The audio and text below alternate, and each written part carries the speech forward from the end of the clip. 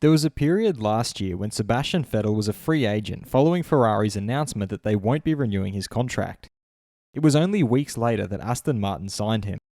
In between these two events, many had suggested that maybe it was time for Vettel to hang up his racing boots as he had already achieved a lot in F1. Vettel has now explained why he is still racing in F1 while addressing the media. I'm your host Dillon Shelley, and first up on Formula World, Vettel explains why he is still racing in F1. Vettel began by admitting there are limited opportunities in F1. If you compare it to other sports, there is a limited number of seats in F1.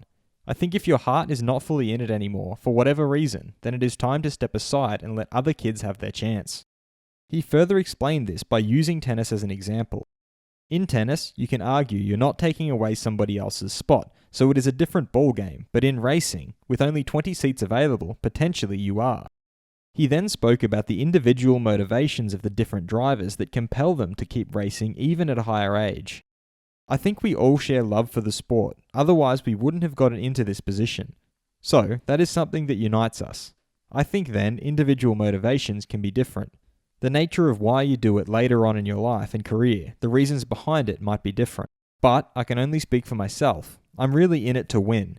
That's where I get the ultimate buzz. Irrespective of that, I still love driving, so I think you don't lose that, but I have always loved the competition of it as well. He summed up his words by going into further detail. The element of fighting against the others on track, trying to find out who is the better one on the day when it matters, etc. Together with working with your team, trying to overcome all sorts of obstacles. Fast feed. AlphaTauri team principal Franz Tost feels that third place in Baku was very important for his driver Pierre Gasly and for his self-confidence. He added that Pierre has always done well, but they couldn't offer him a really good car in Portimao, and also a bit in Barcelona. But in Monaco and Baku, they bounced back. He is there, and for him, he is one of the absolute top drivers. This is because he gets everything out of the car, makes no mistakes, and brings home points. Tost also hopes he stays with them. They have to see now with the cost cap if they can give him a decent and competitive car. And there is no reason to change. It's a Red Bull decision anyway, Tost surmised. His other driver, Yuki Tsunoda, feels that compared to previous races, his preparation was much better than normal, and right from FP1 in Baku, he felt ready. He reiterated the week before Baku he moved to Italy, spending most of the time in the factory, studying their approach to race week and looking at previous issues with the car. They decided to take a little bit of a different approach to the race week and have more conversations, and that worked well. Laurent Mekies, sporting director of Ferrari, has revealed the disappointment after the race in Baku came more from the fact that Pierre Gasly was able to slip past at the pit stop and later Sebastian Vettel. He added their race pace was good, but they missed an opportunity to score more points. He also pointed out that knowing they have limited resources due to the work on the all-new 2022 car, they have to carefully consider what makes sense and what doesn't.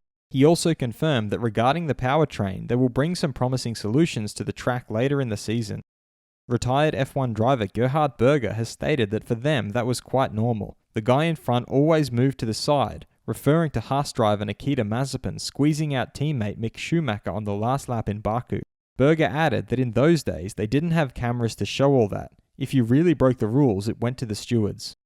And former F1 driver Christian Danner added to that by suggesting that you can't expect to pass your teammate on the last lap and he will just pull over.